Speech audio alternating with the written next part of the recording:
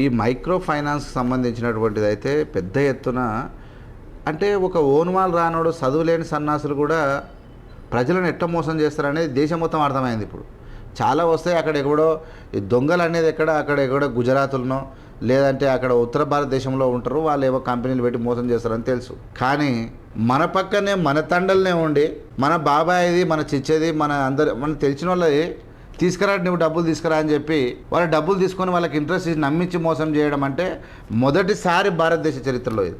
ఏంది ఇంత డేంజర్ నాకు అర్థం కాదు. First time we are saying. చాలామంది చిట్టీలు వేసుకొని ఎగ్గొట్టుకొని పోయిన వాళ్ళని చూసినాం, దొంగతనం చేసిన వాళ్ళని చూసినాం, తాళాలు ఇరుగొట్టులను చూసినాం.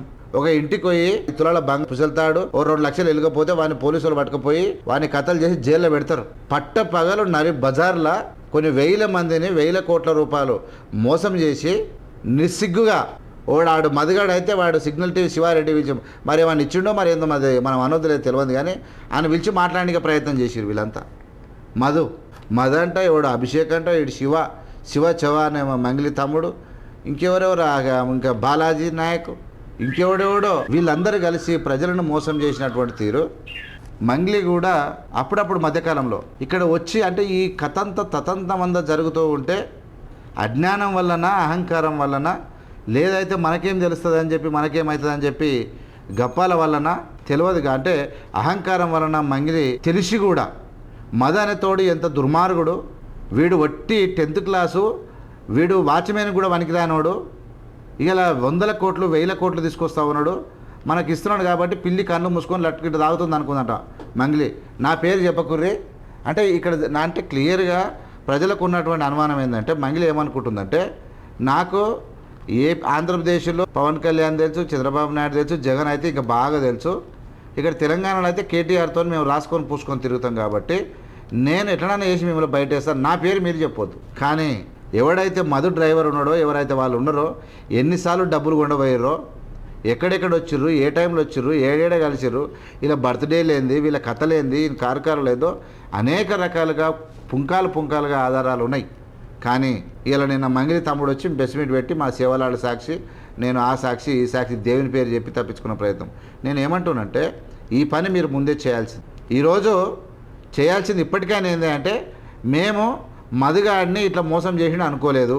మీరు నిజంగా మీకు తెలియకపోతే మీకు నిజంగా ఆ దోపిడీ గురించి పేదవాడి యొక్క చావుల గురించి 1 లక్ష రూపాయలు లేకపోతే కుటుంబం ఎంత చిన్న భిన్నమవుతుంది. ఇలా తండాలకు భూములు అమ్మి పుస్తలు అమ్మి తీసుకొచ్చి మీ తాన డబ్బు పెడితే రాత్రి వాళ్ళను గొంతు కోసినట్టు చేసినటువంటి లుచ్చలు ఇలా సిగ్గు లేకుండా వాళ్ళకి కొంతమంది సపోర్ట్ చేస్తూ ఉన్నారు. ఎట్టి పరిస్థితుల్లో ప్రభుత్వం ఇన్వాల్వ్ అయ్యి ఏ రాష్ట్రాలలో వీళ్ళు భూములు మంగిలి పేరు మీద కానీ మధుగాని పేరు మీద బాలాజీ నాయక్ ఎవడెవడో ఉండరుగా వాళ్ళంతా, ఎవడెవడో ఇంకా అభిషేక్ అంట పిభిషేక్ అంట వీళ్ళంతా చెత్త మీద వాళ్ళంతా ఎవడైతే భూముల ఆస్తులు ఉన్నారో వీళ్ళందరివి అరాజు పెట్టాలి ఆస్తులు. వీళ్ళ మొత్తము పెట్టి ఎవరెవరు ఉన్నారో లిస్టు తీసుకోవాలండి. జెన్యూన్గా డబ్బులు ఇచ్చిన వాళ్ళు వాళ్ళ కనీసం ఆ వచ్చిన డబ్బును అందరినీ కూడా ఆ ప్రజలకు వంచి వాళ్ళ యొక్క ఆర్తనాలాలు, వాళ్ళ యొక్క ఏడుపు, వాళ్ళ యొక్క చావులను తగ్గించాలని చెప్పి ప్రభుత్వానికి డిమాండ్ చేస్తూ ఉన్నాం.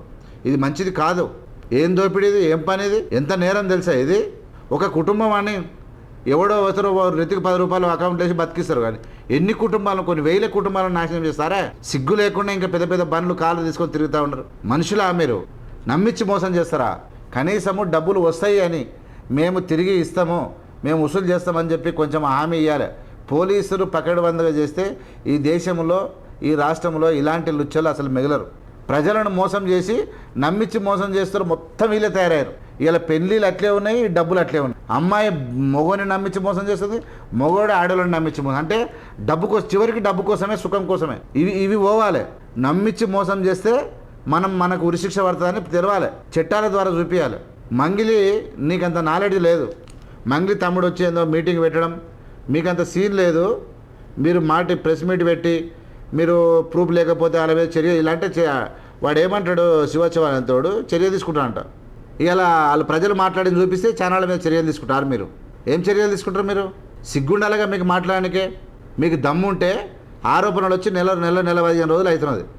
డైరెక్ట్ వచ్చి వారిని పట్టుకోపోయి డైరెక్ట్ మీరు ఉండబోయి నా మీద వీని వల్ల ఆరోపణలు వస్తున్నాయి, నాకు మధుగానికి ఎలాంటి ఆర్థిక సంబంధాలు ఉన్నా వెలికి తీసి నాకు చెప్పాలని చెప్పి ఇమ్మీడియట్గా మీరు పోలీస్ స్టేషన్కి వెళ్ళాలి కదా. మధుకు నాకు ఎలాంటి ఆర్థికమైనటువంటి లావాదేవీలు లేవు, మేము మనతో తిరగలేదు, ఫస్ట్ రోజు వచ్చి వాడు ఎవడో నాకు తెలియదు అన్నది. ఇంత అబద్ధాల కోరు మంగిలి అంటే మా తెలివి చూపించింది అన్నట్టు. మాది ఎవడో నాకు తెలియదండి, మాకేం తెలుసు అండి, చాలామంది వస్తుంటారండి బిల్డప్లు. మళ్ళీ వీడు వాళ్ళ తమ్ముడు వచ్చేయమంటాడు, అసలు మేము నేరాజ మా మీద కేసులే పెట్టలేదంటే బిల్డప్ వద్దులే. మీరు డైరెక్ట్గా ఇన్వాల్వ్ కాకపోయినా ఇండైరెక్ట్గా వెనుక ఉండి కథ నడిపినా లేకుంటే పాపపు సొమ్ము మీరు తీసుకున్నా మీకు చెందుతుంది. కథలు పడొద్దు ఎవడు. మీకున్నటువంటి నాలెడ్జ్, మీకున్నటువంటి ఈ ఏంటంటారు పనికి మాల నాలెడ్జ్ని సమాజం ముందర రుద్దొద్దు. మీకు అంత సీన్ లేదు. ఎందుకంటే మీ తండవాసులే, మీ మక్కనున్నోళ్ళే, మీరు ఎప్పుడు వచ్చారు, మీరు ఎప్పుడు పోయారు. వాళ్ళ డ్రైవర్ చెప్తున్నాడు, వాళ్ళ ఉన్న ఆఫీస్ బాయ్ చెప్తున్నాడు ఎన్నిసార్లు డబ్బులు కొండపోయిండు శివ చివరంతోడు. మళ్ళీ సిగ్గు లేకుండా మళ్ళీ వచ్చి వీడు మాట్లాడుతున్నాడు. తప్పును ఒప్పుకోండి. ఇప్పటికైనా దబాయించడానికి ప్రయత్నం చేసి అధిక తెలివి చూపించద్దు. ఎందుకంటే వాళ్ళకు కడుపుగా ఏడుస్తూ ఉన్నారు వాళ్ళ బాధలు. ఒక్కొక్క మహిళ 2 కోట్లు 3 కోట్లు అంటే ఏంది అది? ఎట్లా వస్తాయి డబ్బులు? వాళ్ళు ఇట్లా వాళ్ళ కుటుంబాలు బాగుపడతారు. రోడ్డున పడి ఆర్తనాదాలు సంవత్సరాలు ఒర్ర మొత్తుకున్న వాళ్ళ బతుకులు మారవు. ఇక వాళ్ళు ఓ ఇల్లు ఓ గుడ్డ కట్టుకొని, ఓ ఎకర భూమి పెట్టుకొని దున్నుకుంటూ బతికేతోళ్ళు వాళ్ళు. రోడ్డు మీద ఫుట్పాత్ బతుకులు అయితే వాళ్ళవి. సిగ్గుశరం ఉండాలి మీకు మాట్లాడడానికి. ఇంకా బుద్ధి లేకుండా మాట్లాడుతున్నారు. ఎవడైనా సరే ఏది ఉన్నా మంగిలి మాట మార్చు వచ్చింది. వానితో ఎవడైతే సుబ్బు ఉన్నాడో అడ్వకేటు, సుబ్బుని ఏం చేస్తారు మీరు రెడీ అన్న చెప్పింది. సుబ్బును కంట్రోల్ చేయడానికి ప్రయత్నం చేసింది. అన్ని రకాల అన్ని వాడిన తర్వాత ఇవాళ నిప్పై అగ్గాయి రాజుకున్నాక ఇవాళ మళ్ళీ కథలు వెళ్తున్నారు. మీ పిట్ట కథలు బంద్ చేయండి. వాస్తవమైన పరిస్థితులను ప్రజల తరపున మాట్లాడండి. ఎంతైతే డబ్బులు మీరు తీసుకున్నారో మాకు తెలియక తీసుకున్నామని చెప్పి వాని ఆస్తులు మొత్తం పోలీసులే మూకోరు. మన పోలీసు వ్యవస్థ ముందర మీరు ఎంటిక పూస కాదు, మీ తెలివితేటలు నమ్మియొచ్చు మీరు. కానీ మొత్తం ఆస్తులు జప్తు చేసి పేద ప్రజలకు అందాలి. వాళ్ళ ఏడుపు లాగాలి, వాళ్ళ చావు లాగాలి. లేకపోతే వందలాది కుటుంబాలు హైదరాబాదులో ఫుట్పాత్ బతుకు అవుతుంది. అందులో చాలామంది పికర్తో చనిపోయే పరిస్థితి వస్తుంది. అందరు ఎమ్మెల్యేలు, అక్కడ ఉన్న రాజకీయ నాయకులు ప్రజలకు అండగా ఉండాల్సిన అవసరం ఉంది. ఇది చాలా మామూలు దోపిడీ కాదు. ₹1,00,000 మనవి పోతేనే నిద్ర పోం మనం.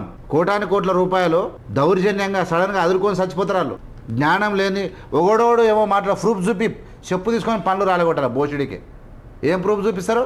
ప్రూఫ్ లేకుండానే ఉందా? అన్ని ఫోన్లలో యాప్లు పెట్టిరు, ప్రూఫ్ చూపించాలన్నట. ఎట్లా చూపించాలి నీకు? ప్రూఫ్ లేనిదే మాట్లాడుతారా? ఉత్తగానే ఓడు కూర్చొని ఆడ ప్రూఫ్ చూసి మాట్లాడతారు. నేను చెప్తా ఉన్నా మంగిలి, ఇప్పటికైనా నువ్వు చేసిన లావాదేవీలు ఏంటివో ఒప్పుకొని, నేను ఇవి మాత్రమే చేసిన, నాకు సంబంధం లేదు, నా ఆస్తులు ఇవి, నన్ను వదిలిపెట్టండి అని చెప్పి ఇప్పటికైనా మంగిలి ఒప్పుకోకపోతే ఆల్రెడీ మీరు సమాజంలో డెడ్ అయిపోయినట్టే. గిరిజన సమాజం దృష్టిలో మీరు ఏం చేసినా నమ్మరు మిమ్మల్ని. జరిగిన తప్పులను సమాజం ముందు ఒప్పుకోవడం అనేది, ఇంత చిచ్చు పెంటైనాక కూడా బిల్డప్ చేసి మాకు తెలియదు మేము శుద్ధపూసం వాడు. శివసవాని నాలెడ్జ్ ఎంత, వాని కథ ఎంత, వాడేంతో ప్రెస్ మీట్ పెట్టి మాట్లాడుతున్నాడు. ఇలాంటివి బంద్ చేయాలి.